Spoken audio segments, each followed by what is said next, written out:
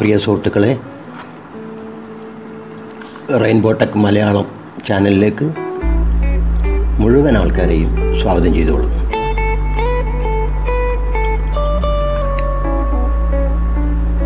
എൻ്റെ ഗ്യാസ് ഹീറ്ററിനെ സംബന്ധിച്ചുള്ള മൂന്നാമത്തെ വീഡിയോ ആണ് ഞാനിവിടെ പ്രദർശിപ്പിക്കാൻ ഉദ്ദേശിക്കുന്നത്. അതിൻ്റെ പ്രവർത്തനങ്ങൾ, അതിൻ്റെ റിപ്പയറിങ്, അതിൻ്റെ ബാക്കിയുള്ള സർവീസിങ്, ഇതൊക്കെ കൂടിയിട്ടുള്ള ഒരു വീഡിയോ ആണ്. കുറച്ച് ദൈർഘ്യമുള്ളതായിരുന്നു. ക്ഷമിച്ച് ഇരുന്ന് കാണാൻ താല്പര്യമുള്ളവർ കുറച്ച് ക്ഷമയും കുറേ സമയവും വേണം. എങ്കിൽ മാത്രമേ നമുക്ക് ഇത്തരം കാര്യങ്ങളിലേക്ക് കൂടുതൽ ശ്രദ്ധിക്കാൻ പറ്റുകയുള്ളൂ. കുറച്ചുകൂടി ബിസിയാണെങ്കിൽ ഇത് കാണാതിരിക്കുന്നതാണ് നല്ലത്. കാരണം ഞാൻ ആദ്യമേ പറഞ്ഞു, ഇതൊരു എൻ്റർടൈനർ വീഡിയോ അല്ല. സമയം കളയാൻ വേണ്ടി ഒരു 5 മിനിറ്റ് 10 മിനിറ്റ് ഒക്കെ കാണുന്നവർ വീഡിയോ കണ്ട് അത് എൻ്റർടൈൻ ചെയ്യും. പക്ഷേ ഇത് കുറച്ച് വിഷമമുള്ള കാര്യമാണ്. അതുകൊണ്ട് സമയവും അതുപോലെ തന്നെ ക്ഷമയും കുറച്ച് ആവശ്യമാണ് ഇത്തരത്തിലുള്ള പ്രോജക്റ്റുകൾക്ക്. അപ്പോൾ നമുക്ക് ഇനി കൂടുതൽ സംസാരിക്കേണ്ട, വീഡിയോയിലേക്ക് കടക്കാം. അപ്പോൾ ഇങ്ങനെ നമ്മുടെ ഗ്യാസ് ഗീസറിൻ്റെ ഈ പോയിൻ്റാണ് ഗ്യാസിൻ്റെ ഒന്ന് റെഗുലേറ്ററിലേക്കും മറ്റേ അറ്റം ഇവിടേക്കും കൊടുക്കണം. ഈ നടുവിലാണ് നമ്മുടെ ചൂടുവെള്ളം വരുന്ന പൈപ്പ് ഇതുപോലെ ഫിറ്റ് ചെയ്തിട്ടുണ്ടാവുക. ഇതിവിടെ ഇങ്ങനെ ടൈറ്റായ മറ്റേ അറ്റം ചുമരിലേക്കും പോകും. ചുമരിൽ പിടിച്ചിട്ടുള്ള 2 പോയിന്റിലേക്കും പോകും. അതിനുശേഷം പച്ചവെള്ളത്തിൻ്റെ ട്യൂബ്, ഇതിലൂടെയാണ് പച്ചവെള്ളം ഉള്ളിലേക്ക് കയറുക.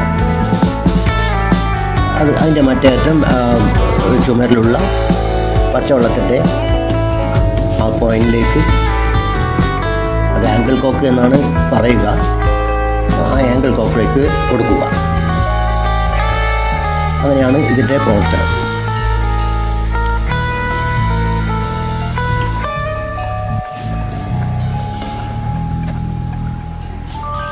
ഈ type gas geyser low pressure വാട്ടറാണ്. Low pressure water gas geyser എന്നാണ് ഇതിന് പറയുക. മറ്റൊരു തരം ഉള്ളത് ഹൈ പ്രഷർ വാട്ടർ വരുന്ന ഗ്യാസ് ഗീസറാണ്. കാരണം ഇവിടെ തന്നെ നമുക്ക് മനസ്സിലാവും, മറ്റേ പൈപ്പ് സ്ട്രെയിറ്റ് ആയിരിക്കും, വെള്ളത്തിൻ്റെ പൈപ്പ് സ്ട്രെയിറ്റ് ആയിരിക്കും. ഇതിന് ഇവിടെ ചെറിയൊരു ബെൻഡ് കാണും. അപ്പോൾ മാഗ്നറ്റ് നമ്മൾ ഉദ്ദേശിച്ച മാതിരി മൂവ് ചെയ്യില്ല എന്ന് സംശയം വരും. അപ്പോൾ അതിതാണ് മാഗ്നറ്റ് ഇവിടെയെല്ലാം ഉണ്ടാവുക. മാഗ്നറ്റ് പകരം ഇവിടെയാണ്, ഈ വെർട്ടിക്കലായിട്ട് ഇങ്ങനെ പോകുന്ന സ്ഥലത്താണ് മാഗ്നറ്റ് ഉണ്ടാവുക. അതാണ് ഇതും അതും തമ്മിലുള്ളൊരു വ്യത്യാസം. അത്ര കാര്യമായിട്ടുള്ള വ്യത്യാസമൊന്നുമില്ല. പിന്നെ അതുപോലെ തന്നെ അതിൻ്റെ സെൻസർ എന്ന് പറയുന്നത് നമ്മുടെ പുതുതായി വരുന്ന, അതായത് ഹൈ പ്രഷർ വാട്ടർ ഗ്യാസ് ഹീറ്ററിൻ്റെ സെൻസർ ഇതാണ്. അതായത് ഈ സിലിണ്ടറിൻ്റെ മുകളിലായിട്ട് ഇത് ഇങ്ങനെ അമർത്തി വെച്ച് സ്ക്രൂ ചെയ്തിട്ടാണ് ഉണ്ടാവുക. അതിൻ്റെ മറ്റേ അറ്റം അത് ഈ പ്ലഗുമായിട്ട് കണക്ട് ചെയ്തിട്ടുണ്ടാവും. അത് രണ്ടും തമ്മിലുള്ള വ്യത്യാസം ഇത്രയേ ഉള്ളൂ. കണ്ടോ ഇത്? അപ്പോൾ നമുക്ക് ആദ്യം തന്നെ ആദ്യത്തെ ആ രൂപത്തിലുള്ള പ്ലഗിലേക്ക് ഇതിനെ, അപ്പോൾ ഇങ്ങനെ വരുമ്പോൾ ഞാൻ പറഞ്ഞല്ലോ, ഇവിടെയാണ് ഇതിൻ്റെ മാഗ്നറ്റ് കിടക്കുന്നുണ്ടാവുക. ഇതിൻ്റെ ഫിറ്റിങ്സ് ഇവിടെ, ഈ സ്ക്രൂ. അപ്പോൾ ഇതിലേക്ക് ശക്തിയായി വെള്ളം കയറുമ്പോൾ ആ പ്രഷർ ഇവിടെ ഒരു മർദ്ദമേൽപ്പിക്കുകയും ആ മാഗ്നറ്റ് ഇവിടെ തട്ടുകയും ചെയ്യും. ഇവിടെ ചെറിയൊരു പ്രഷർ ഇവിടെ കൊടുക്കുമ്പോൾ എന്താ ഇവിടെ സംഭവിക്കുന്നത് പറഞ്ഞാൽ ഇതൊരു സ്വിച്ച് മോഡലാണ്. മറ്റേത് സെൻസറാണ്, ഓട്ടോമാറ്റിക്കായി സെൻസ് ചെയ്തുകൊണ്ട് അതിൻ്റെ ടി വിയിലേക്ക് വിവരം കൊടുക്കും. ഇതങ്ങനെയല്ല. ഇതെന്ന് പറഞ്ഞാൽ ഇതിൻ്റെ മേലെ ചെറിയ, അതുകൊണ്ടാണ് മെക്കാനിക്കൽ എന്ന് പറയുന്നത്. ഇതൊരു സ്വിച്ചാണ്. ഈ സ്വിച്ച് ഇവിടെയാണ് ഈ ഹാമർ പോലെ വന്ന് വെള്ളം തുറക്കുമ്പോൾ അടിക്കുക. കണ്ടോ കണ്ടോ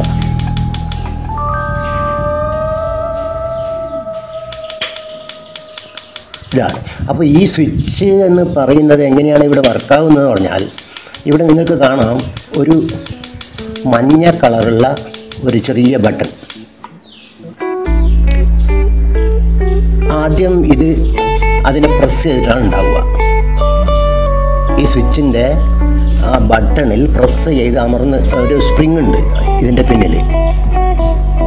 ഈ സ്പ്രിങ്, ഇത് സ്പ്രിങ്ങാണ്. ആ സ്പ്രിങ്ങിൻ്റെ ബലത്തിലാണ് ഇത് നിൽക്കുന്നത്. അപ്പോൾ ഇവിടെ വന്ന് ഒരു മർദ്ദം ഏൽപ്പിക്കുമ്പോൾ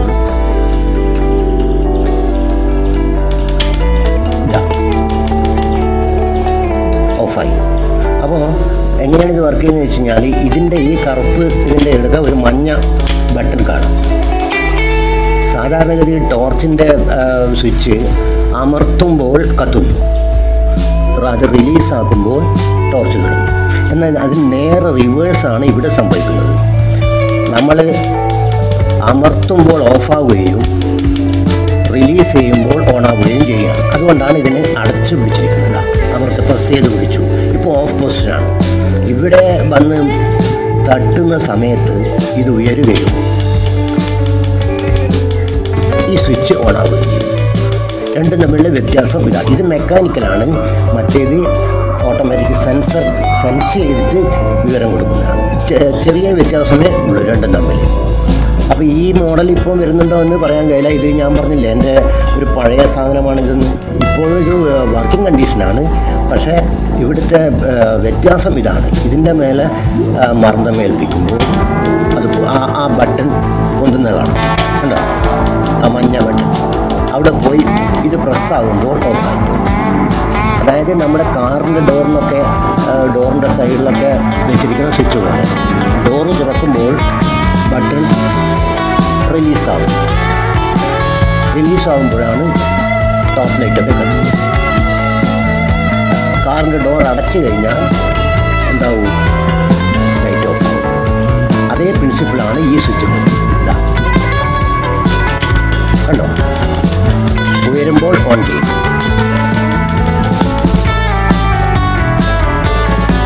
ഇനി അപ്പുറത്ത് ആ സ്പാർക്ക് ഗ്യാസിലേക്ക് പോവുകയും ഗ്യാസ് തീപിടിക്കുകയും ചെയ്യുമ്പോൾ അതിൻ്റെ അടുത്ത് ഒരു സെൻസറുണ്ട്. ആ സെൻസർ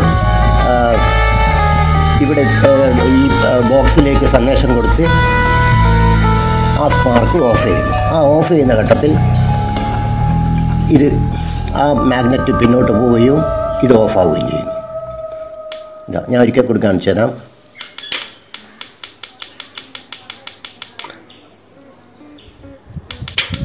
ഇവിടെ രണ്ട് ശബ്ദം കേൾക്കാം. ഒന്ന് ടിക് ടിക് ടിക് ടിക്, പിന്നെ ടിക് എന്നൊരു ശബ്ദം കേൾക്കാം. അതായത് അത് ആദ്യത്തെ ടിക് ടിക് വരുന്നത് ഈ സ്പാർക്ക് അതിലേക്ക് വരുമ്പോഴാണ്. ഞാൻ കാണിച്ചു തരാം.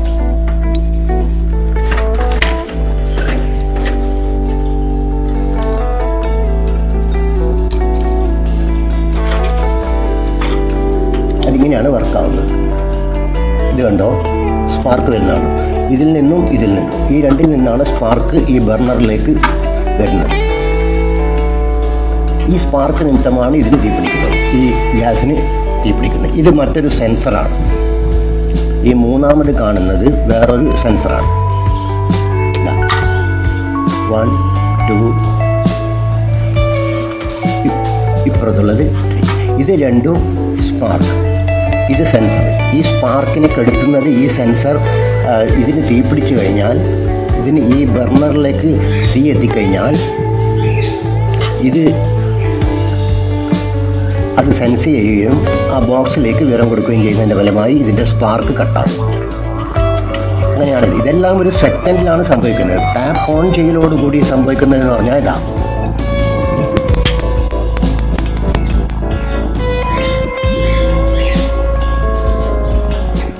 ഒന്നുകൂടി ശ്രദ്ധിച്ചോ.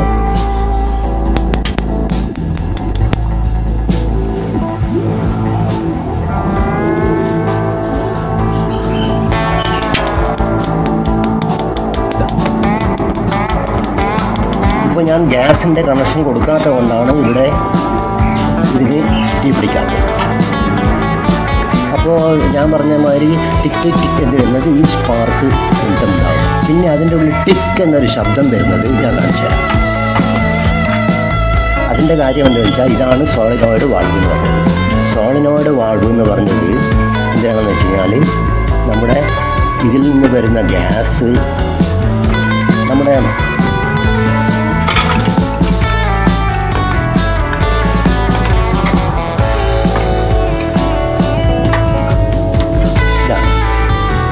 ഇതിൽ ഗ്യാസ് കണക്ട് ചെയ്താൽ, നമ്മൾ റെഗുലേറ്റർ ഓൺ ചെയ്താലും ഈ സോളിനോയിഡ് വാൾവിൻ്റെ ഇത്ര വരെ മാത്രമേ ഗ്യാസ് നിൽക്കുകയുള്ളൂ. അപ്പുറത്തേക്ക് ഗ്യാസ് കിടക്കണമെങ്കിൽ നമ്മൾ ടാപ്പ് തുറക്കണം. എങ്കിൽ മാത്രമേ ഇവിടുത്തെ സ്പാർക്ക് വരികയും അത് ഇവിടെ സന്ദേശം എത്തിച്ച് ഈ വാൾവ് തുറക്കാൻ വേണ്ടി ഇതിന് കമാൻഡ് കൊടുക്കുകയും ചെയ്യുക. ഇവിടെ വന്ന് ഗ്യാസ് നിൽക്കും, പൈപ്പിലെ ഗ്യാസ്. ഇത് വർക്ക് ചെയ്യുമ്പോൾ മാത്രമേ ഈ സോളിനോയിഡ് വാൾവ് വർക്ക് ചെയ്യുമ്പോൾ മാത്രമേ ഗ്യാസ് ഇതിലേക്ക് പ്രവേശിക്കുകയുള്ളൂ. പറഞ്ഞാൽ മനസ്സിലായിട്ടുണ്ടാവുമെന്ന് വിശ്വസിക്കുന്നു. ഇനി ഇതിൻ്റെ പ്രവർത്തനം എന്ന് വെച്ചാൽ,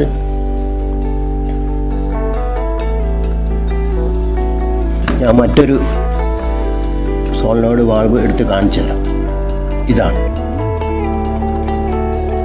ഇത് സോളിനോയിഡ് വാൾവാണ്. ഇത് ഈ പൊസിഷനിലാണ് നമ്മുടെ ഈ ഗ്യാസ് ഹീറ്ററിൽ വെച്ചിട്ടുണ്ടാവുക, ഇവിടെ. അപ്പോൾ അവിടെ ആ പൈപ്പിന് ഒരു ഹോൾസ് ഉണ്ടാവും. ആ ഹോൾസിലേക്ക് ഇത് ഇറങ്ങി നിൽക്കുകയാണ് ചെയ്യുക. ഇത് സ്പ്രിങ് ആക്ഷനാണ്. കണ്ടോ, ഇത് സ്പ്രിങ് ആക്ഷനാണ്. അപ്പോൾ നമ്മുടെ ഈ സ്പാർക്ക് അടിച്ചു കഴിഞ്ഞാൽ ആ സ്പാർക്കിനെ ഞാൻ പറഞ്ഞ അങ്ങേ അവസാനത്തുള്ള ആ സെൻസർ സ്പാർക്ക് എത്തിയ വിവരം ഈ ബോക്സിലേക്ക് കൊടുക്കുകയും ആ ബോക്സ് ഉടൻ തന്നെ സന്ദേശം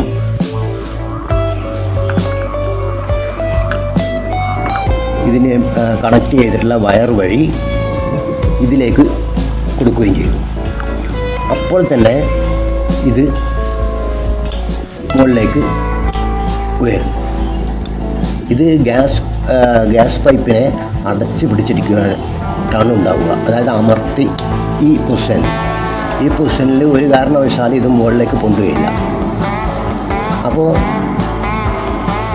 ഗ്യാസിൻ്റെ പ്രഷറും ഇവിടുന്ന് മേലോട്ട് വലിക്കുന്ന പ്രഷറും കൂടി, ഇത് രണ്ടും പ്രഷറിൻ്റെ ഫലമായി ഇത് മുകളിലേക്ക് പോകും. അപ്പോൾ ഗ്യാസ് ബർണറിലേക്ക് പോകും. അത് തുടർച്ചയായി ഇതെപ്പോഴും ഇത് ഉയർന്നിട്ട് തന്നെയാണ് ഉണ്ടാവുക. നാം പൈപ്പ് ഓഫാക്കുമ്പോൾ, അതായത് ടാപ്പ് ഓഫാക്കുമ്പോഴാണ് ഇത് റിലീസാവുന്നത്. അപ്പോൾ ഇതിൻ്റെ മൊത്തം സർക്യൂട്ട് കട്ടാകുന്നു. അങ്ങനെ ഇത് റിലീസാകുന്നു. ഇത് പോയി വീണ്ടും ഗ്യാസിനെ ബ്ലോക്ക് ചെയ്യും. മറ്റേ നമ്മൾ ടാപ്പ് തുറക്കുന്നു, പച്ചവെള്ളയിലേക്ക് കയറുമ്പോൾ അതിൻ്റെ പ്രഷർ കൊണ്ട് ഇങ്ങനെ വെച്ചിരിക്കുന്ന മാഗ്നറ്റ് പോയി ഞാൻ പറഞ്ഞ ഈ സ്വിച്ചിലേക്ക് തട്ടുകയും ഇത് ഉയരുകയും ചെയ്യുന്നു. അപ്പോൾ ആ സ്വിച്ചിൻ്റെ മഞ്ഞ ബട്ടൺ ഉയരുകയും ഇത് ഓണാവുകയും ചെയ്യുന്നു. ഇത് ഇപ്പോൾ കേട്ട ശബ്ദം സ്പാർക്കിൻ്റെതാണ്.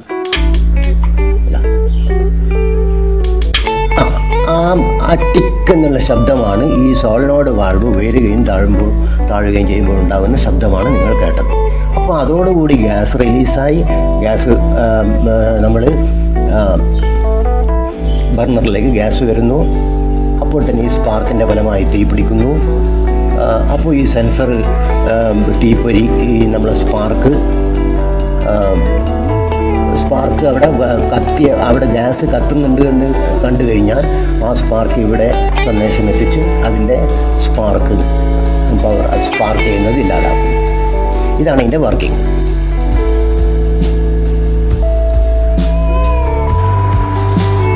അപ്പോൾ ഞാൻ പറഞ്ഞതുപോലെ ഇത് ഒരു സെൻസറാണ്. ഇപ്പോൾ വരുന്നതൊക്കെ ഈ സെൻസർ എന്ന് പറഞ്ഞ ഈ സാധനത്തിലാണ് വരുന്നത്. അതിനു മുമ്പുണ്ടായിരുന്ന ഇതാണ് ഇത്.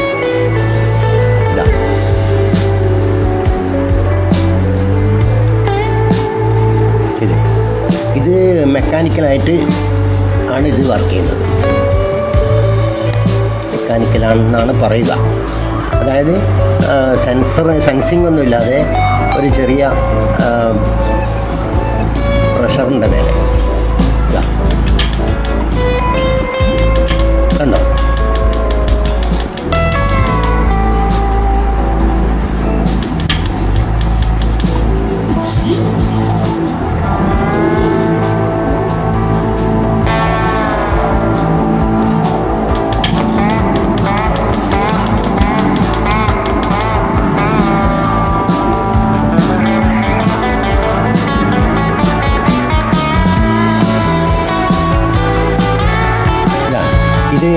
ഇത് ആക്റ്റീവ് ആകുമ്പോൾ നമ്മുടെ ഒരു ഇഗ്നിഷൻ,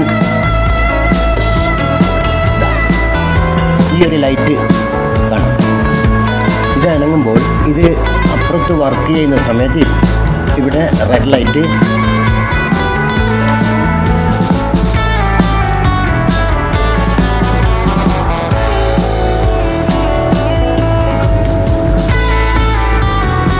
ഇപ്പോൾ ഇവിടെ കാണാം. ഇപ്പോൾ നമ്മുടെ ഈ സ്വിച്ച് വർക്കാവുമ്പോൾ ഇവിടെ ഒരു റെഡ് ലൈറ്റ്, ഈ റെഡ് ലൈറ്റാണ് നമുക്ക് പുറമേ നിന്ന് കാണാൻ പറ്റുള്ളൂ. വേറെ ഒന്നും തന്നെ നമുക്ക് ഇതിൻ്റെ ആക്ഷനോ ഒന്നും തന്നെ കാണാൻ പറ്റില്ല, കവറിങ്ങിലായിരിക്കും. ഇത് നമുക്ക് ആ റെഡ് ലൈറ്റ് ഇങ്ങനെ കത്തിക്കൊണ്ടിരിക്കും. അതിൻ്റെ സ്പാർക്ക് പോകുന്നതിനോടുകൂടി റെഡ് ലൈറ്റ് കെടുകയും ചെയ്യും. അത് ഓൺ ചെയ്യുമ്പോൾ മാത്രമേ ആ റെഡ് ലൈറ്റ് വർക്ക് ചെയ്യുള്ളൂ. ഇതാ ഇപ്പോൾ സ്പാർക്കിംഗ് നടക്കുന്നുണ്ട്. ഗ്യാസ് ഇല്ലാത്തത് കാരണം അത് വെയിറ്റ് ചെയ്യുകയാണ് ഗ്യാസിന്. ഗ്യാസ് കിട്ടുന്നില്ല എന്ന് കണ്ടപ്പോൾ അത് ഓട്ടോമാറ്റിക്കായിട്ട് ഓഫായി. കണ്ടോ.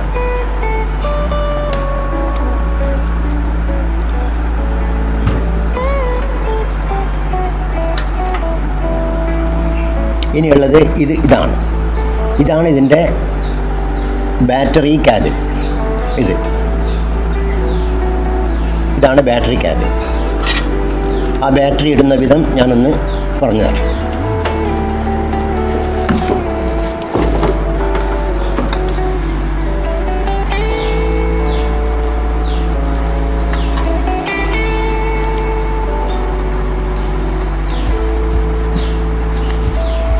ഈ സ്പ്രിങ്ങുള്ള ഭാഗത്ത് ഈ ബാറ്ററിയുടെ പരന്ന ഭാഗം വരണം. അതുപോലെ തന്നെ ഇതിൻ്റെ ബാറ്ററിയുടെ പോസിറ്റീവ് സൈഡ് താഴോട്ടാക്കിയിട്ട്, അതായത് ഇങ്ങനെയാണ് ഉണ്ടാവുക ഈ ബാറ്ററി. ഇങ്ങനെ ഇത് ബാറ്ററി ഇട്ടതിന് ശേഷം നമ്മൾ ഈ ക്യാബിൻ ലോക്ക് ചെയ്യും. അതിനുശേഷം ഇത് പോസിറ്റീവ് വയർ, ഇത് നെഗറ്റീവ് വയർ. ഇവിടെ നിന്നാണ് നമ്മുടെ സ്റ്റാർട്ടിങ്. എന്ന് വെച്ചാൽ ഇത് 3 വോൾട്ടിൻ്റെ ബാറ്ററി മാത്രമേ ഇതിൻ്റെ അകത്ത് ആവശ്യമുള്ളൂ. 1.5ഉം 1.5ഉം 3 വോൾട്ട്. എന്നാൽ ഇതിൻ്റെ ഈ സ്പാർക്കിങ്ങിൻ്റെ ഔട്ട്പുട്ട് വരുന്നത് 12 വോൾട്ടിലാണ്. ഈ 3 വോൾട്ടിൻ്റെ ബാറ്ററി ഈ ബോക്സിലേക്ക് സന്ദേശം കൊടുക്കുമ്പോൾ അവിടെ ഒരു കപ്പാസിറ്റർ ഉണ്ട്. ആ കപ്പാസിറ്റർ കുറച്ച് ഈ വോൾട്ടേജിനെ വലിച്ച് 12 വോൾട്ട് ആക്കിയിട്ട് അങ്ങ് കൊടുക്കുകയാണ് ചെയ്യുന്നത്. അതുകൊണ്ടാണ് അത്രയും നല്ല സ്പാർക്കിൽ ആ 2 സ്പാർക്കിങ്ങിൻ്റെ ഫലമായാണ് ഗ്യാസ് കത്തുന്നത്.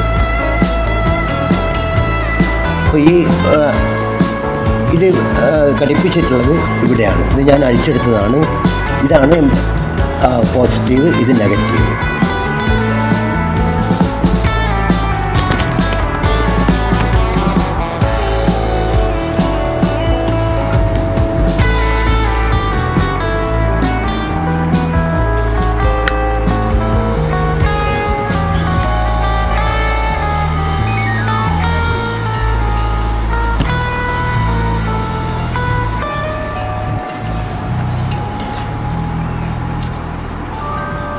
ഇതൊക്കെ ഇങ്ങ് അഴിച്ചെടുക്കാം. സെൻസർ ഇത് ആദ്യത്തേതാണ്. പുതിയത് ഇതാണ്. പുതിയ മോഡലിനൊക്കെ ഇതാണ് വരുന്നത്.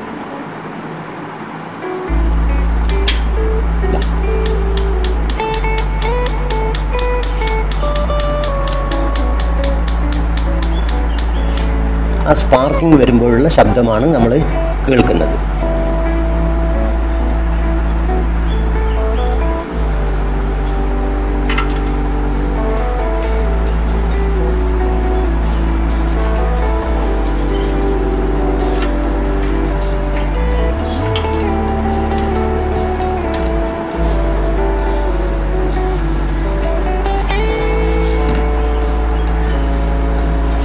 ഈ ഒരു വയറ് ബാറ്ററി, ഇത് വയറ് ബാറ്ററിയുടെ.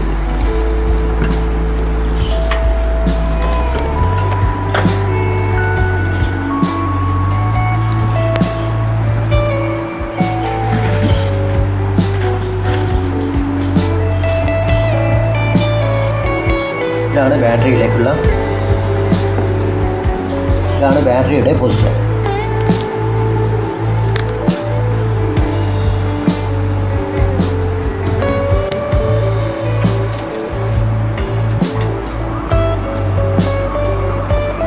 ബാറ്ററി ഇവിടെയാണ് ഉണ്ടാവുക.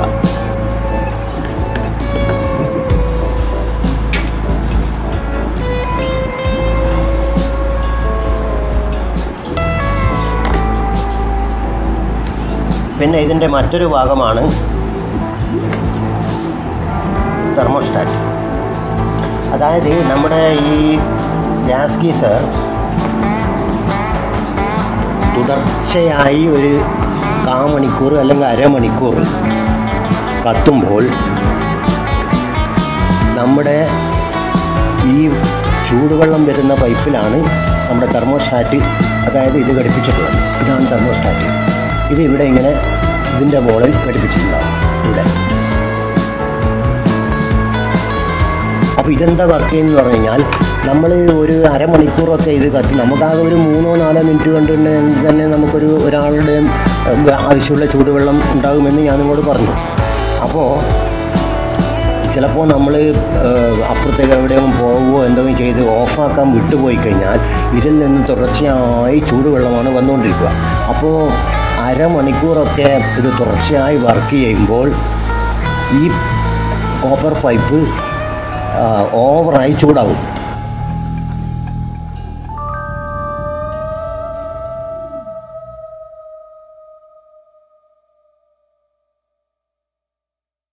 ഇത്ര ടെമ്പറേച്ചർ വരെ ഉൾക്കൊള്ളാനുള്ള കഴിവുണ്ടെന്ന് ഇത് മനസ്സിലാക്കുകയും ഈ തെർമോസ്റ്റാറ്റ് ഓട്ടോമാറ്റിക്കായി വർക്ക് ചെയ്യുകയും ഈ ഗീസറിൻ്റെ പ്രവർത്തനം കംപ്ലീറ്റ് സ്റ്റോപ്പ് ആവുകയും ചെയ്യും. മനസ്സിലായില്ലേ? ഇത് ഓവർ ഹീറ്റ് ആകുമ്പോൾ ഈ ചൂടുവെള്ളം പോകുന്ന പൈപ്പ് ഒരു അരമണിക്കൂറൊക്കെ തുടർച്ചയായി കത്തിക്കഴിഞ്ഞാൽ ഇത് അമിതമായി ചൂടാവുകയും ആ ചൂടാകുന്നത് നിമിത്തം ഇതിന് എന്തെങ്കിലും സംഭവിക്കുന്നതിന് മുൻപായി തന്നെ ഈ തെർമോസ്റ്റാറ്റ് ഓട്ടോമാറ്റിക്കായി ഇതിൻ്റെ പ്രവർത്തനത്തെ കട്ട് ചെയ്യും.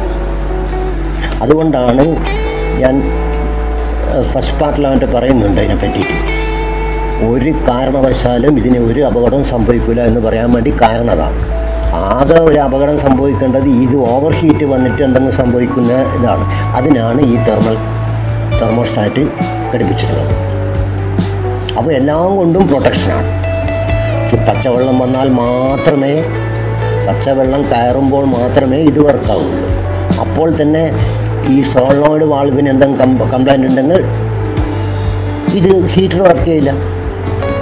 അപ്പോൾ ഇതിനും കംപ്ലൈൻ്റ് ഇല്ലെങ്കിൽ എന്തായി?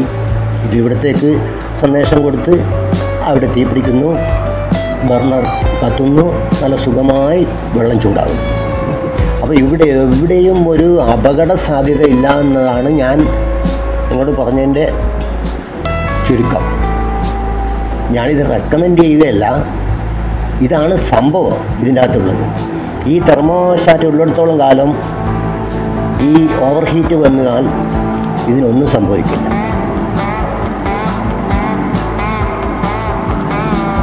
ഈ തെർമോസ്റ്റാറ്റ് വേണമെങ്കിൽ നമുക്ക് അതിനെന്തെങ്കിലും കംപ്ലൈൻ്റ് ഉണ്ടോ എന്നുള്ളതും നമുക്ക് ചെക്ക് ചെയ്യാൻ പറ്റും.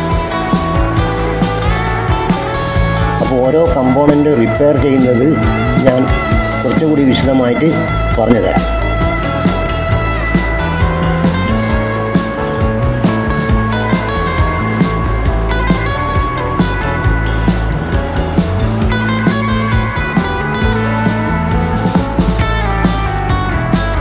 പ്രിയ സുഹൃത്തുക്കളെ,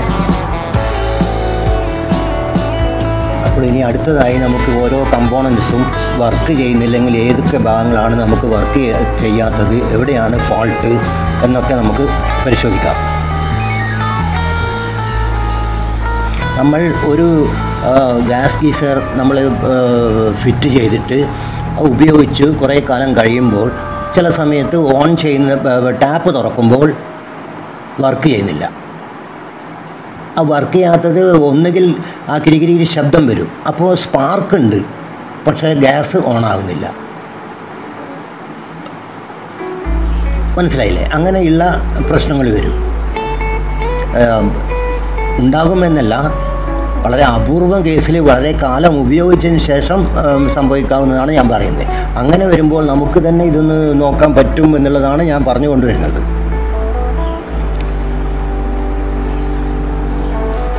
അപ്പോൾ നമ്മൾ ആദ്യമായി നോക്കേണ്ടത്, ആദ്യം ഇത് ഓൺ ആകുന്നില്ല, കത്തുന്നില്ല എന്ന് കണ്ടു കഴിഞ്ഞാൽ നമ്മൾ ഉടൻ തന്നെ റെഗുലേറ്റർ, ഗ്യാസ് സിലിണ്ടറിൻ്റെ റെഗുലേറ്റർ ഡിസ്കണക്ട് ചെയ്ത് അതിൽ ഗ്യാസ് ഉണ്ടെന്ന് ഉറപ്പ് വരുത്തണം. കാരണം അതിൽ ഗ്യാസ് ഉണ്ടെങ്കിലേ നമുക്കിതിന് തീ പിടിക്കുകയുള്ളൂ, ഗ്യാസ് ബർണർ കത്തുകയുള്ളൂ. വെള്ളം ചൂടാക്കണ്ടെങ്കിൽ ബർണർ കത്തണം, എന്നെങ്കിൽ മാത്രമേ വെള്ളം ചൂടാവുകയുള്ളൂ.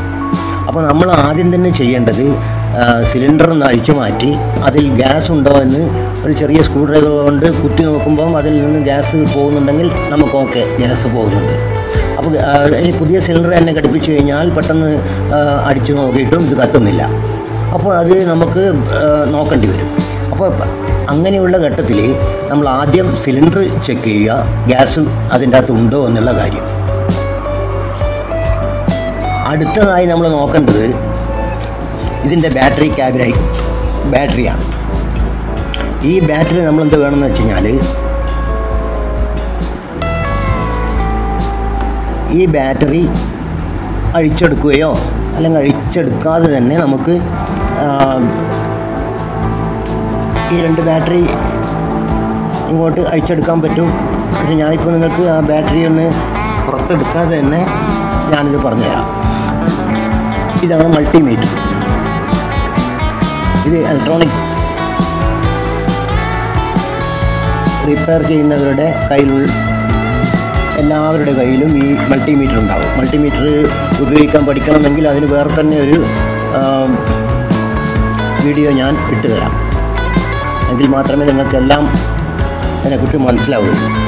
അപ്പോൾ നമ്മൾ ബാറ്ററി വർക്കിംഗ് ആണോ എന്ന് ചെക്ക് ചെയ്യാനുണ്ടെങ്കിൽ, ഇനി ബാറ്ററി നിങ്ങൾക്ക് ഈ മൾട്ടിമീറ്റർ ഇല്ലെങ്കിലും നിങ്ങൾ ടോർച്ചിലോ അല്ലെങ്കിൽ ചെറിയൊരു ബൾബ് എടുത്ത് രണ്ട് ബാറ്ററിയും കൂടി തമ്മിൽ മുട്ടിച്ചിട്ട് നോക്കാം അത് കത്തുന്നുണ്ടോ കത്തുന്നില്ലേ എന്ന്. അപ്പോൾ പക്ഷേ നമുക്കതിൻ്റെ മെഷർമെൻറ്റ് 3 വോൾട്ടിന് 1.5 ഉള്ളൂ എങ്കിൽ ഇത് ഒരു ബാറ്ററിക്ക് 1.5 ആണ്, മറ്റേ ബാറ്ററിക്ക് 1.5. ആകെ 3 വോൾട്ടാണ് ഇതിൻ്റെ പവർ. അപ്പോൾ നമുക്ക് അതില്ലാതെ തന്നെ ടോർച്ചും ഇതൊന്നും ഇല്ലെങ്കിൽ നമുക്ക് മൾട്ടിമീറ്റർ ഉണ്ടെങ്കിൽ മൾട്ടിമീറ്റർ വെച്ച് ചെക്ക് ചെയ്യാം. അപ്പോൾ മൾട്ടിമീറ്റർ നമ്മൾ ഈ വോൾട്ടേജ് DC വോൾട്ട് അളക്കുന്ന ഭാഗമാണ് ഇത്. ഇത് മുതൽ ഇതുവരെ DC വോൾട്ട് ബാറ്ററി അളക്കുന്ന ബാറ്ററിയുടെ ടെസ്റ്റ് ചെയ്യുന്ന ഭാഗമാണിത്. അപ്പോൾ നമ്മളിപ്പം ഇവിടെ 3 വോൾട്ടേ ഉള്ളൂ. അപ്പോൾ നമ്മൾ ഏറ്റവും മിനിമം 20 വെച്ചുകൊണ്ട് നമുക്ക് ബാറ്ററിയുടെ പോസിറ്റീവിലും ഒരു പ്രോബ് പോസിറ്റീവിൽ വെക്കുക, മറ്റേത് നെഗറ്റീവിലും വെക്കുക. 2.99 അപ്പോൾ 3 തന്നെ 3 വോൾട്ട് കറക്റ്റായിട്ട് വരുന്നുണ്ട്. ഇനി 1 വോൾട്ട് മാത്രമേ വരുന്നുള്ളെങ്കിൽ അത്ര വലിയ പവർ എടുക്കുകയില്ല. കാരണം ആകെ ഇത് 3 വോൾട്ടിലാണ് വർക്ക് ചെയ്യുന്നത്. അപ്പോൾ ഒരു ബാറ്ററീൻ്റെ ഇതും കൂടി ഉണ്ടാവില്ല 1 വോൾട്ട് എന്ന് പറയുമ്പോൾ. അപ്പോൾ നമുക്ക് ആ ബാറ്ററി മാറ്റി കൊടുക്കണം. അതായത് കുറേ കാലം ഒരു 5-6 മാസം ഉപയോഗിച്ചാൽ മാത്രമേ ബാറ്ററി മാറ്റേണ്ട പ്രശ്നം വരുന്നുള്ളൂ. അപ്പോൾ അത് ബാറ്ററി സെറ്റ് ചെയ്യേണ്ടത് ഇങ്ങനെയാണ്. നമ്മളെ മൾട്ടിമീറ്ററിൻ്റെ ഇതിന് പ്രോബ് എന്നാണ് അറിയാം. അറിയാത്തവർക്ക് ഇലക്ട്രോണിക്സ് അറിയാത്തവരുണ്ടെങ്കിലാണ് ഞാനിത് പറയുന്നത്. ഇലക്ട്രോണിക്സ് അറിയുന്നവർക്ക് പിന്നെ ഞാനിത് പ്രത്യേകിച്ച് പറഞ്ഞു കൊടുക്കേണ്ട ആവശ്യമില്ല. അപ്പോൾ ഇത് പോസിറ്റീവ്, ഇത് നെഗറ്റീവ്. ഈ റെഡാണ് പോസിറ്റീവ്, ബ്ലാക്ക് നെഗറ്റീവ്. അപ്പോൾ പോസിറ്റീവിലും നെഗറ്റീവിലും ഈ പ്രോബ് ടച്ച് ചെയ്യുമ്പോൾ 2.99 കിട്ടുന്നുണ്ട്, ശരിക്കും കിട്ടുന്നുണ്ട്.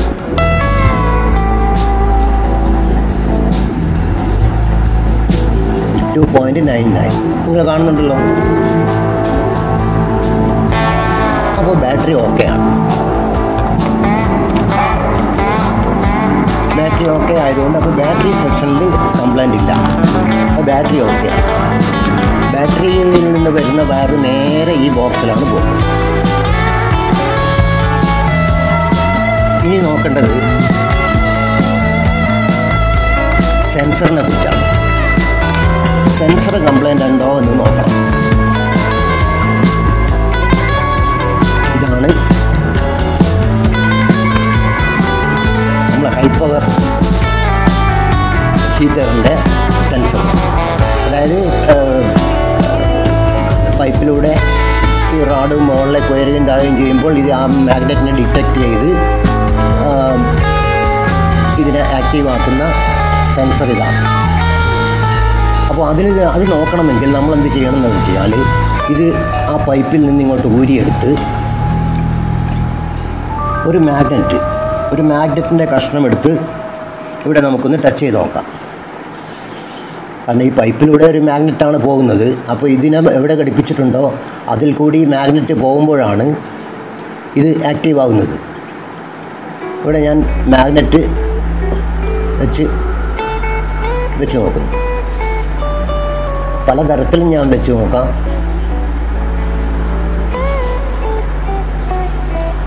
ഇത് വർക്ക് ചെയ്യുന്നില്ല. അപ്പോൾ ഈ സെൻസറിന് കംപ്ലൈൻ്റ് ഉണ്ട്. കാരണം ഇത് ഈ മാഗ്നറ്റിനെ ടച്ച് ചെയ്താൽ ഇത് ആക്റ്റീവായി ഈ ഇത് നമ്മുടെ ഈ 2 സ്പാർക്കിംഗ് പ്ലഗും സ്പാർക്ക് ചെയ്യേണ്ടതാണ്. ഇവിടെ നേരെ മറിച്ചാണ് കാണുന്നത്. ഇത് വർക്ക് ചെയ്യുന്നില്ല. ഈ മാഗ്നറ്റ് അതിൻ്റെ ഉള്ളിലുണ്ടാവും, ആ പൈപ്പിൻ്റെ ഉള്ളിലുണ്ടാവുമെന്ന് ഞാൻ പറഞ്ഞല്ലോ. അപ്പോൾ ആ പൈപ്പിൽ വെച്ച മാഗ്നറ്റ് ഇതിലെ കൂടെ പോകുമ്പോൾ ഇത് അറിയുന്നില്ല. അപ്പോൾ ഇതിൽ നിന്ന് മനസ്സിലാക്കേണ്ടത്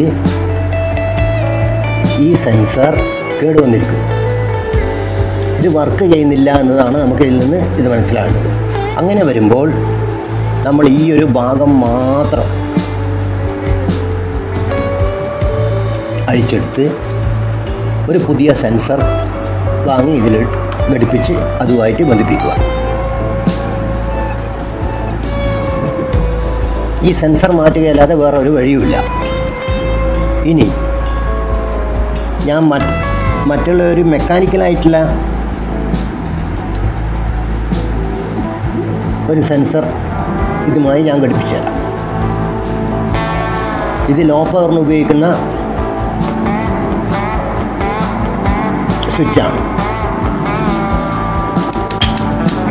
അപ്പോൾ ഇത് ഓക്കെയാണ്. കണ്ടോ, സ്പാർക്ക് വരുന്ന ശബ്ദം കേട്ടില്ലേ? ഇത് ഓക്കെയാണ്. അപ്പോൾ ഇതിന് കംപ്ലൈൻ്റ് ഇല്ല.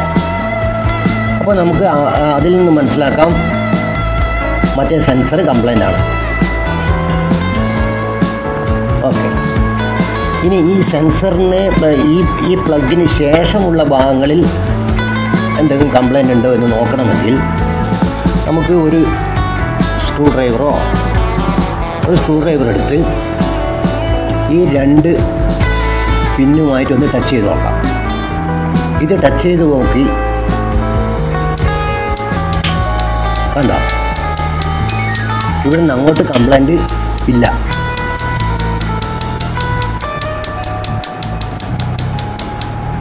ഇതാ നമ്മുടെ സ്പാർക്ക് പ്ലഗും വർക്ക് ചെയ്യുന്നുണ്ട്. പിന്നെ സോളിനോയിഡ് വാൾവ് എന്ന് പറഞ്ഞാൽ ഈ റിലേ അതിൻ്റെ ടിക്ക് ശബ്ദം കേൾക്കുന്നുണ്ട്. ഇതാ കണ്ടോ. അപ്പോൾ ഇവിടുന്ന് മുതൽ ഈ സോളിനോയിഡ് വാൾവും വർക്ക് ചെയ്യുന്നുണ്ട്. ഇവിടെ ഒന്നും കംപ്ലൈൻ്റ് ഇല്ല എന്നാണ് മനസ്സിലാക്കേണ്ടത്. ഇതാ ഓക്കെ. അപ്പോൾ സെൻസറിനാണ് കംപ്ലൈൻറ്റ്. ആ സെൻസർ നമ്മൾ ഓൺലൈനിൽ നിന്നോ അല്ലെങ്കിൽ മാർക്കറ്റുകളിൽ കിട്ടുന്നത് പറയുന്നത് കേട്ടിട്ടുണ്ട്. പക്ഷേ എനിക്കറിയില്ല. ഞാനെല്ലാം ഇത് എൻ്റെ ഈ പഴയതിന് കേടുവന്ന് മറ്റേ പുതിയ വാങ്ങിയതിന് കേടുവന്നിട്ടുണ്ടായിരുന്നു എന്ന് ഞാൻ പറഞ്ഞല്ലോ നിങ്ങളോട്. ആ സമയത്ത് എനിക്ക് ഇത് ടെസ്റ്റ് ചെയ്തിട്ടൊന്നും ഒരു തരത്തിലും മനസ്സിലാകാത്തത്, ഫോൾട്ട് കണ്ടുപിടിക്കാൻ പറ്റാത്ത അവസരത്തിൽ ഞാൻ ആമസോണിൽ നിന്ന് ഈ സെറ്റ് മുഴുവനായും വാങ്ങിച്ചതാണ്. ഈ സെറ്റ്, അതായത് ഈ ബോക്സും ഇതിൻ്റെ അനുബന്ധ ഘടകങ്ങൾ മുഴുവൻ, സെൻസർ ഉൾപ്പെടെയുള്ള ഇതൊക്കെ അവിടുന്ന് പുതിയ സാധനം വാങ്ങിച്ചതാണ്. ഈ സോളിനോയിഡ് വാൾവ് അടക്കം.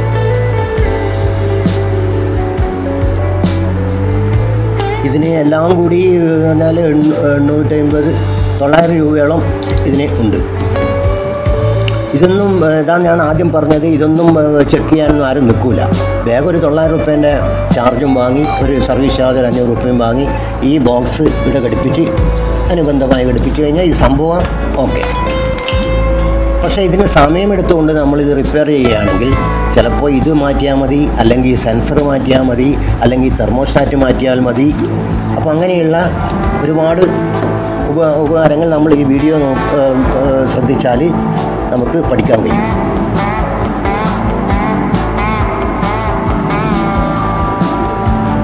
ഞാൻ ഈ സോളിനോയിഡ് വാൾവ് അഴിച്ചെടുത്ത് അതിൻ്റെ സർവീസിങ് ഞാൻ ഒരു പാർട്ട് മുഴുവനായിട്ട് ഇട്ടുതരാം. എന്നാൽ ഇതിൻ്റെ ഉള്ളിൽ അങ്ങനെ ഒരു കംപ്ലൈൻറ്റ് അധികം വരില്ല. അത് ചെക്ക് ചെയ്യാനുള്ള 2 മാർഗങ്ങളുണ്ട്. ഒന്ന്, അതിൻ്റെ പ്ലഗ് ഊരിയെടുക്കുക. വേണ്ട, ഞാൻ ആ പുതിയതിൽ കാണിച്ചു തരാം. ഇതാണ്.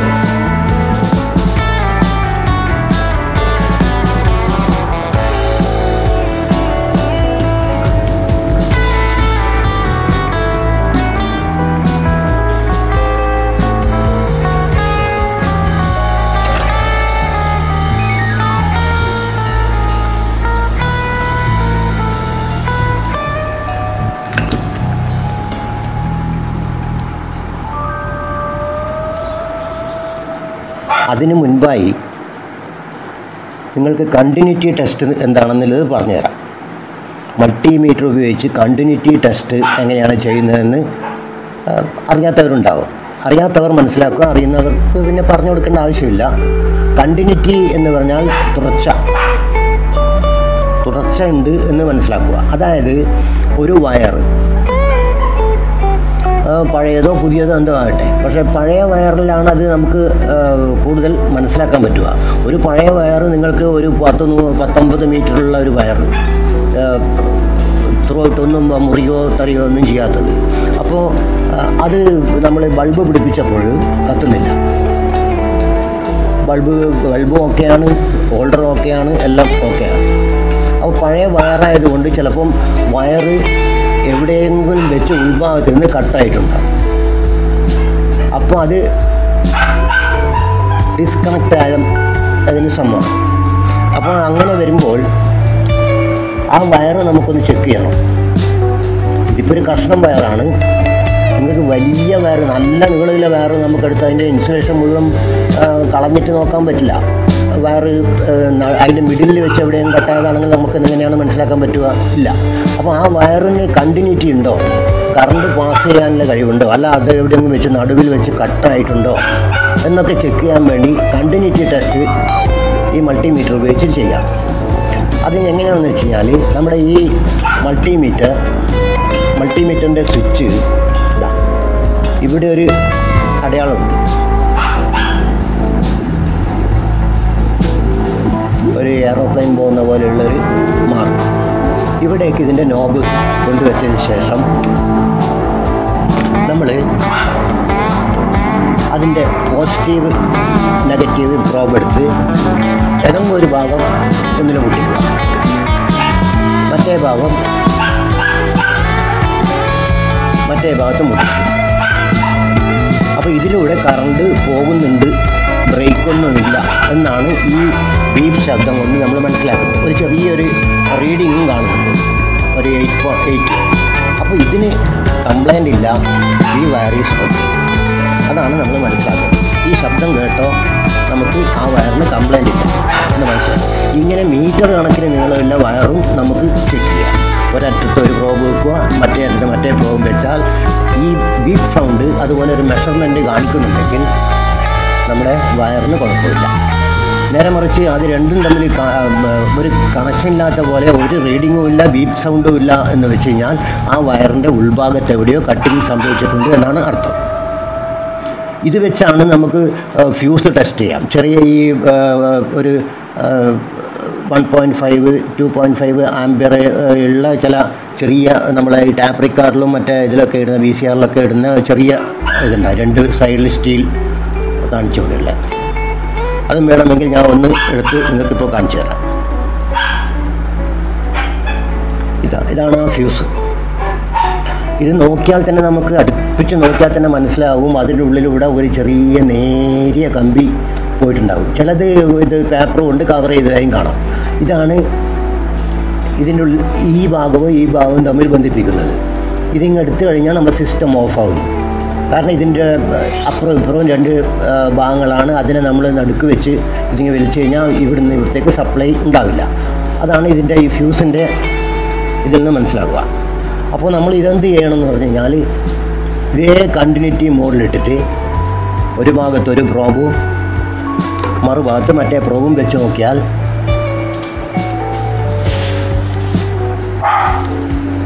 കണ്ടോ, ഈ ഫ്യൂസ് വർക്ക് ചെയ്യുന്നില്ല. കാരണം ഇതിൻ്റെ ഉള്ളിലേക്കൂടെയുള്ള കണക്ഷൻ നേരിയ കമ്പി കത്തിയിരിക്കുന്നു.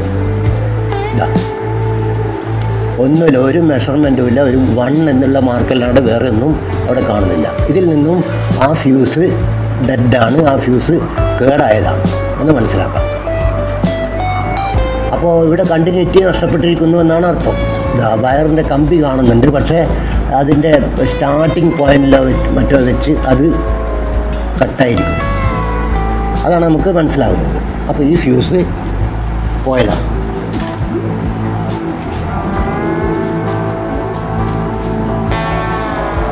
അപ്പോൾ ഞാനിവിടെ കണ്ടിന്യൂറ്റിയെ പറ്റി പറയാൻ വേണ്ടി കാരണം എന്ന് പറഞ്ഞാൽ ഇതിവിടെ 1-2 സ്പെയറുകൾ നമ്മൾ ചെക്ക് ചെയ്യണമെങ്കിൽ കണ്ടിന്യൂറ്റി ടെസ്റ്റ് എന്താണെന്ന് മനസ്സിലാക്കണം. അതായത് എവിടെയും കട്ടിംഗ് ഒന്നും ഇല്ലാതെ അത് ത്രൂഔട്ട് നല്ല പാസ് ചെയ്യുന്ന വൈദ്യുതി പാസ് ചെയ്യുന്നുണ്ട് എന്ന് മനസ്സിലാക്കാൻ വേണ്ടിയുള്ള ഒരു ടെസ്റ്റിങ് അത്രമാത്രം. ഇപ്പോൾ ഞാൻ വയറിൻ്റെത് പറഞ്ഞ പോലെ ഇപ്പോൾ നമ്മൾ ഫാനിൻ്റെ മോട്ടറുകൾ മുഴുവൻ കോപ്പർ കോയിൽ കൊണ്ട് ബൈൻഡിങ് ആയിരിക്കും. അപ്പോൾ അതിൻ്റെ കോയിൽ കത്തിപ്പോയിട്ടുണ്ടോ അല്ലെങ്കിൽ ബ്രേക്കായി പോയിട്ടുണ്ടോ എന്ന് നമുക്ക് ഒരു കാരണവശാലും കണ്ടുപിടിക്കാൻ പറ്റില്ല. കാരണം മേൽക്കുമേലേ ചുറ്റിയതായിരിക്കും.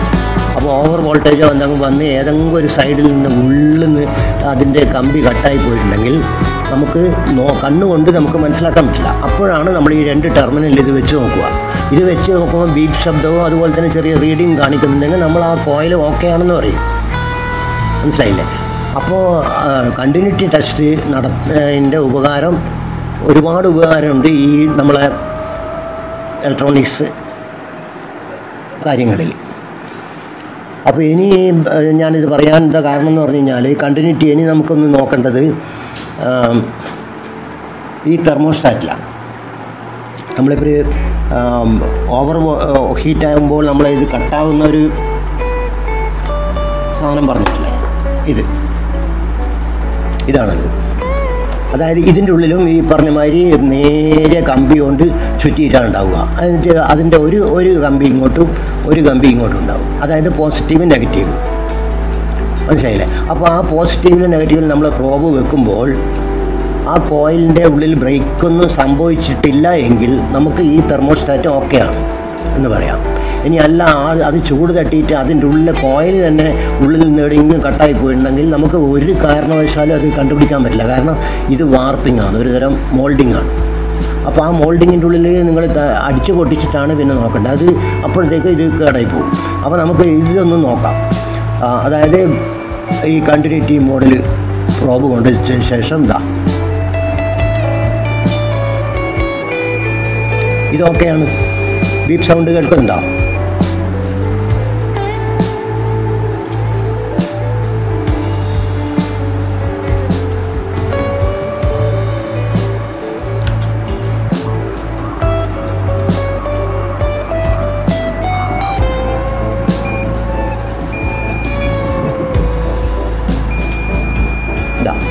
അപ്പോൾ ഈ തെർമോസ്റ്റാറ്റ് ആക്റ്റീവാണ്, ഒരു കുഴപ്പവും ഇതിനില്ല. ഇനി അഥവാ ഇത് ബീപ്പ് സൗണ്ട് കിട്ടുന്നില്ലെങ്കിൽ നമുക്ക് മാർക്കറ്റിൽ നിന്ന് അല്ലെങ്കിൽ ഓൺലൈനിലായിട്ട് വാങ്ങിക്കാൻ കിട്ടും. അത് ഒന്ന് മാറ്റി കൊടുത്താൽ ഓക്കെ. ഇതെല്ലാം നമ്മളൊരു ഇതിൻ്റെ ഇൻറ്റേർണൽ പാർട്സ് ചെക്ക് ചെയ്യുമ്പോൾ എല്ലാം നോക്കണം. തെർമോസ്റ്റാറ്റ് വർക്ക് ചെയ്യുന്നുണ്ടോ എന്നുള്ളത് നമുക്ക് അറിയില്ല. ചിലപ്പോൾ നമ്മൾ വർക്ക് ചെയ്യുന്നതാണ് എന്ന് വെച്ച് നമ്മളും ഒന്നും ചെയ്യില്ല. അപ്പോൾ ഈ ഓട്ടോമാറ്റിക് കട്ടിങ് നടക്കില്ല. പക്ഷേ ഇത് ഒരു കാരണവശാലും ഒരിക്കലും പോവില്ല. അതാണ് അതിൻ്റെ ഇത്. അഥവാ നമ്മൾ ഇത് ടെസ്റ്റ് ചെയ്ത് നോക്കിയിട്ട് ഒന്നും കംപ്ലൈൻ്റ് ഇല്ലെങ്കിൽ അത് തന്നെ വെക്കാവുന്നതാണ്. ഇത് ഈ രീതിയിൽ ടെസ്റ്റ് ചെയ്ത് നോക്കിയിട്ട് ബീപ്പ് സൗണ്ടോ ഇതൊന്നും വരുന്നില്ല എന്നുണ്ടെങ്കിൽ നമ്മളതിനെ അപ്പോൾ തന്നെ മാറ്റിക്കളയാം. അതങ്ങനെ നമുക്ക് വളരെ ഉപകരിക്കൊന്നുമില്ല, ഉപകാരത്തിനൊന്നും. കാരണം ഇത് ഒക്കേഷണലായിട്ട് വല്ലതുമ്പോൾ അരമണിക്കൂറിലും ഒരു മണിക്കൂറിലും ഒക്കെ കത്തുന്ന ഇത് ഹീറ്റാകുന്ന സമയത്തുള്ള പ്രശ്നമാണിത്. അങ്ങനെയൊന്നും സംഭവിക്കില്ല. നമുക്ക് ആകെ ഒരു 3-4 മിനിറ്റേ നമ്മൾ അറ്റ് എ ടൈം വർക്ക് ചെയ്യുള്ളൂ. ഇനി കുറച്ച് ചൂടുവെള്ളം അധികം വേണമെന്നുണ്ടെങ്കിൽ തന്നെ നമ്മളൊരു 10 മിനിറ്റ് ചൂടാക്കിയാൽ തന്നെ നമുക്ക് വേണ്ടുന്ന വെള്ളം അതിൽ നിന്ന് കിട്ടും.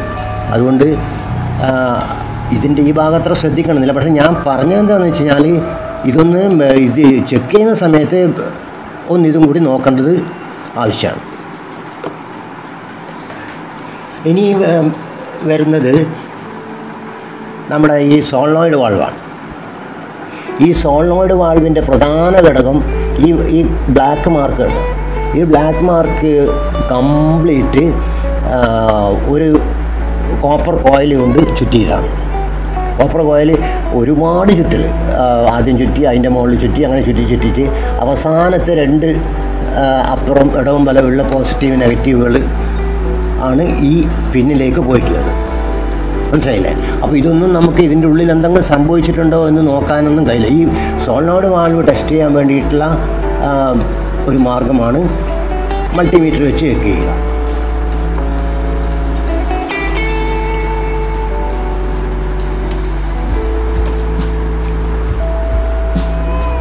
അത് നമുക്കൊന്ന് നോക്കാം.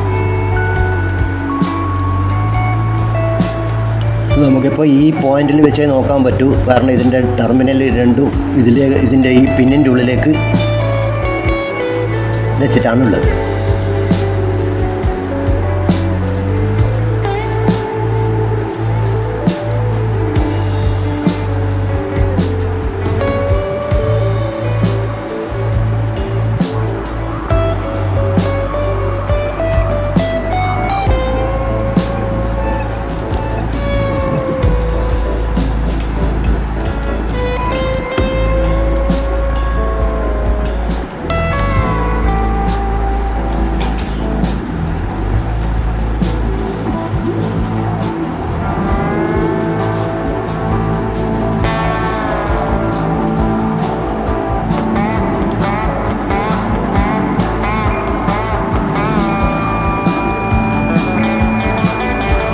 ഇതാണ് സോളിനോയിഡ് വാൾവ്. ഓക്കെയാണ്, കോയിലിനൊരു കംപ്ലൈൻറ്റും ഇല്ല, പുതിയതാണ്. അതുകൊണ്ട് തന്നെയാണ് അതിൻ്റെ അകത്ത് കംപ്ലൈൻ്റ് ഒന്നും കാണിക്കാത്തത്. ചില കുറച്ച് ഓംസ് കൂടിയ സാധനങ്ങളിൽ ബീപ്പ് സൗണ്ട് ഉണ്ടാവുകയില്ല. അതും കൂടി ഈ കണ്ടിന്യൂറ്റി ടെസ്റ്റിൽ നിങ്ങൾ ഓർമ്മിക്കണം. അവിടെ പക്ഷേ എങ്കിലും അവിടെ റീഡിങ്ങിൽ മാറ്റം ഉണ്ടാകും. 00 എന്നോ 1 എന്നുള്ളെടുക്കുക ഒരു വോൾട്ടേജ് അവിടെ കാണിക്കും. ഇത് ബീപ്പ് സൗണ്ട് ഇതിലുണ്ട്. പക്ഷേ ചില ഉപകരണങ്ങൾ ചിലത് ടെസ്റ്റ് ചെയ്യുന്ന സമയത്ത് ബീപ്പ് സൗണ്ട് ഉണ്ടാകണമെന്നില്ല. ചില റെസിസ്റ്റർ ഇപ്പം ഒരു 100 ഓംസിൻ്റെ ഒരു റെസിസ്റ്റർ എടുത്ത് നോക്കിയാൽ ചില സമയം ബീപ്പ് സൗണ്ട് കണ്ടെന്ന് വരും. എന്നാൽ 100K ഓംസ് അല്ലെങ്കിൽ 200K ഓംസ് എന്ന് പറഞ്ഞാൽ കുറച്ചുകൂടി പവർ കൂടിയിട്ടുള്ള റെസിസ്റ്റർ ചെക്ക് ചെയ്യുമ്പോൾ കണ്ടിന്യൂറ്റി കിട്ടില്ല. കണ്ടിന്യൂറ്റി കിട്ടും, പക്ഷേ ബീപ്പ് സൗണ്ട് വരണമെന്നില്ല. അത് കുറച്ച് ഓംസ് കൂടിയതാണ്. ഇതിന് നമുക്ക് അളക്കാൻ പറ്റിയത് മാക്സിമം 9 വോൾട്ട് വരെയാണ്. മറ്റേതിൻ്റെ കപ്പാസിറ്റി ചിലപ്പോൾ 100 വോൾട്ടോ അങ്ങനെ എന്തെങ്കിലും കടന്നു പോകുന്ന രീതിയിലുള്ള റെസിസ്റ്റർ ആയിരിക്കും. അപ്പോൾ അതുകൊണ്ട് അതിൽ ബീപ്പ് സൗണ്ട് കിട്ടണമെന്നില്ല. ഇപ്പോൾ ഇത് 9 വോൾട്ട് മാത്രം ഉള്ള സാധനം, ചെറിയ ഇതിപ്പോൾ വയറാണെങ്കിൽ നേരത്തെ അത് നമുക്ക് എങ്ങനെയും നോക്കാം. പക്ഷേ ചില ഓംസ് കൂടിയ റെസിസ്റ്റർ പോലെയുള്ള കാര്യങ്ങൾ അളക്കുമ്പം അത് ബീപ്പ് സൗണ്ട് കാണുന്നില്ല. ഇതിപ്പോൾ ഇവിടെ കണ്ടു 8, 9 ഇതൊക്കെ വരുന്നുണ്ട്, മെഷർമെൻറ്റ് വരുന്നുണ്ട്, ബീപ്പ് സൗണ്ടും വരുന്നുണ്ട്. ഞാൻ എല്ലാ കാര്യത്തിലും ബീപ്പ് സൗണ്ടിനെ നമുക്കങ്ങനെ പ്രതീക്ഷിക്കാൻ പറ്റില്ല. ഇവിടെ ബീപ്പ് സൗണ്ട് കിട്ടുന്നുണ്ട്. ഈ കോയിൽ പുതിയതാണ്, ഓക്കെയാണ്. പിന്നെ നമ്മളൊന്നും നോക്കേണ്ട ആവശ്യമില്ല. കാരണം ഇത് നമ്മൾ ഈ സ്വിച്ച് വെച്ച് വർക്ക് ചെയ്യുന്ന സമയത്ത് എല്ലാം പ്രവർത്തിക്കുന്നതായി കാണുന്നുണ്ട്. ഇതിപ്പം ഗ്യാസ് കൊടുക്കേണ്ട കാര്യം മാത്രമേ ഇതിൻ്റെ അകത്ത് ഉള്ളൂ. ഗ്യാസ് ഇല്ലാത്തതുകൊണ്ടാണ് അത് ബർണർ ചൂടാകാത്തത്. ഗ്യാസ് അങ്ങനെ നമ്മൾ ഇത് ഓപ്പൺ ഇതിൽ വെച്ചിട്ട് ഗ്യാസ് കൊടുക്കാൻ റിപ്പയറിങ്ങിൽ അത് വേണ്ടി വരും. പക്ഷേ ഞാനിത് കാണിച്ചു തരുമ്പോൾ ഗ്യാസ് ഊരിയിട്ടിട്ടാണ് ഉള്ളത്. ഇത് ഞാൻ ഈയിടെ കത്തിച്ച് നോക്കിയപ്പോൾ അത് ഓക്കെയാണ്. അപ്പോൾ അതിൻ്റെ അകത്ത് വലിയ പ്രശ്നങ്ങളൊന്നും കണ്ടിട്ടില്ല. അപ്പോൾ ഇതൊക്കെയാണ് ഇതിൻ്റെ അകത്തുള്ള സ്പെയറുകൾ. ഇനിയിപ്പം ഞാൻ ഈ ബോക്സ് അഴിച്ച് പറഞ്ഞ് മനസ്സിലാക്കി തരാം. അതുപോലെ ഈ സോളിനോഡ് വാൾവിലൊന്നും അങ്ങനെ കാര്യമായിട്ടുള്ള ഒരു തകരാറും വരില്ല. പക്ഷേ എൻ്റെ സോളിനോഡ് വാൾവിൽ ചെറിയൊരു എന്താ പറയണ്ടത്, കാർബൺ, ഈ ഗ്യാസൊക്കെ കത്തുന്നതല്ലേ, അപ്പോൾ അതിൻ്റെ ഒരു കാർബണിൻ്റെ തൈലി എന്തോ കുടുങ്ങിപ്പോയത് കാരണം അതിൻ്റെ ആക്ഷൻ കുറഞ്ഞു പോയി. അപ്പോൾ അത് ഞാൻ ഊരിയെടുത്ത് അതിൻ്റെ കംപ്ലീറ്റ് തുടച്ച് വൃത്തിയാക്കിയതിന് ശേഷം ഇട്ട് കഴിഞ്ഞപ്പോൾ എൻ്റെ സിസ്റ്റം വർക്കായി. അപ്പോഴേക്കും ഇത് ഈ പുതിയ സെറ്റുകൾ കംപ്ലീറ്റ് ആമസോണിൽ നിന്ന് വന്നിരുന്നു. പിന്നെ ഞാൻ പുതിയത് എന്തിനാണ് ഇടുന്നത് എന്ന് വെച്ചിട്ട് ഇത് അവിടെ തന്നെ സൂക്ഷിച്ച് വെച്ചിരിക്കുകയാണ്. ഇത് ഞാൻ പറഞ്ഞു കഴിഞ്ഞു ഈ ബോക്സിനെ കുറിച്ച്. ഈ ബോക്സ് എന്ന് പറഞ്ഞാൽ ഇതിൻ്റെയൊക്കെ ഒരു ബ്രെയിനാണ്.